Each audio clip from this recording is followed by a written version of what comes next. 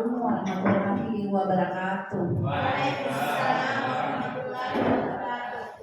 Alhamdulillahirrahmanirrahim. Segala puji bagi Allah Subhanahu wa Ta'ala yang telah memberikan kita kesehatan sehingga hari ini kita bisa berada di sini dan bersama-sama berbagi tentang budaya positif yang telah kami dapatkan selama beberapa bulan terakhir di PGP Angkatan 9 Sinjai. Kalau adapun konsep-konsep inti modul 1-4 ini ada beberapa Bapak Ibu, ada perubahan paradigma belajar dan paradigma mengajar. Kemudian ada teori motivasi, hukuman dan penghargaan. Kemudian disiplin positif, kebutuhan dasar manusia, posisi kontrol, keyakinan kelas, dan segitiga restitusi. Memahami ini anak seperti apa sebenarnya dia butuhkan, kenapa dia tidak terpenuhi kebutuhannya sehingga muncul perilakunya yang seperti ini.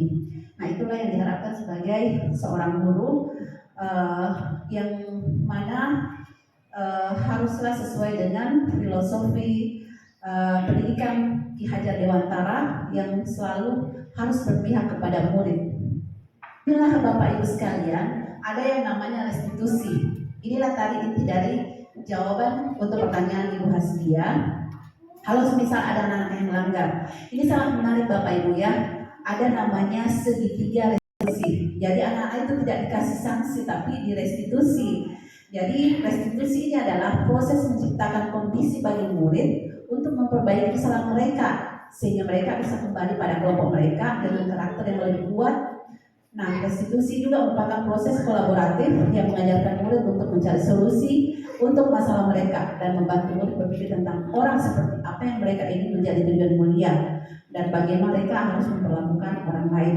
Nah, begitu tadi, kalau semisal ada siswa yang melanggar, banyak pelanggarannya, dan dia sudah dicap sebagai anak yang nakal, ya seperti itu. Nah, kita di sini sebagai seorang guru misalkan tidak memberikan sanksi atau hukuman, tapi direstitusi namanya Bapak Ibu. Apa itu restitusi? Jadi diperbaiki kesalahannya. Mereka digiring untuk seperti ini.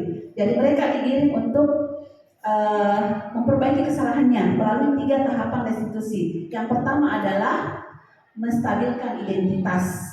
Jadi kalau ada yang melanggar, awalnya kita menstabilkan dulu identitasnya mereka. Jadi kita panggil anaknya baik-baik, kita restitusi dengan menstabilkan identitas dengan salah satu pertanyaannya atau pernyataannya kita mengatakan kepada anak kita, semua orang berbuat salah. Seperti contoh ya Bu, semua orang berbuat salah. Kamu bukan satu-satunya yang pernah melakukan ini. Atau bisa juga ibu juga pernah berbuat salah. Itu adalah itu adalah contoh untuk menstabilkan identitas anak-anak kita. Setelah itu kita lanjut ke menstabilkan validasi kesalahan atau kebutuhan. Jadi validasi tindakan yang salah anak-anak kita. Jadi di sini anak-anak kita itu kita tanya, kamu tentu punya alasan. Jadi ditanya, apa alasan Kak sehingga kita begini nak? Apa alasan Kak sehingga selalu melanggar seperti ini? Kenapa? Dan pasti saat itu anak-anak akan menjawab ketika kita sudah menstabilkan identitasnya, kemudian kita validasi kebutuhannya atau kesalahannya. Dan terakhir, langkah terakhir restitusi adalah menanyakan keyakinannya. Tadi kan sudah ada keyakinan yang kita sepakati di kelas. Nah, itu kita kembalikan kepada mereka. Apakah tindakan kamu ini nak sesuai dengan keyakinan kelas yang sudah kita sepakati bersama? Nah, mereka pasti akan berpikir, mereka akan merefleksi dirinya. Oh, ternyata saya salah. Jadi kita tanya, semisal kasusnya adalah anak yang sedang ketika kita menjelaskan di depan, kemudian ada anak kita tidak memperhatikan, kita bisa merestitusi itu, kita bisa panggil baik-baik. Nah, kita bisa diskusi sebentar. Jadi ketika mereka datang, kita tidak perlu menjadi penghukum di sini atau pembuat rasa bersalah, tapi kita usahakan menenangkan siswa kita, kemudian melakukan restitusi ini dengan melakukan 3 tahapan restitusi.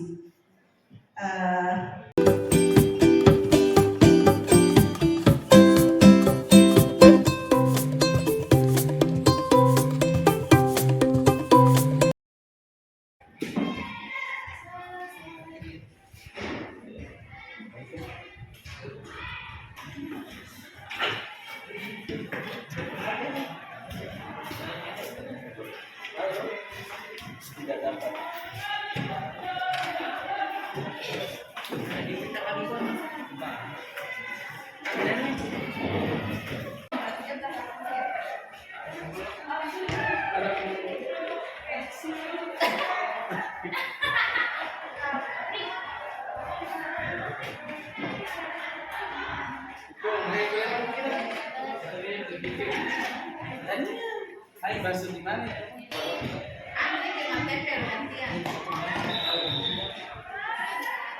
Siap.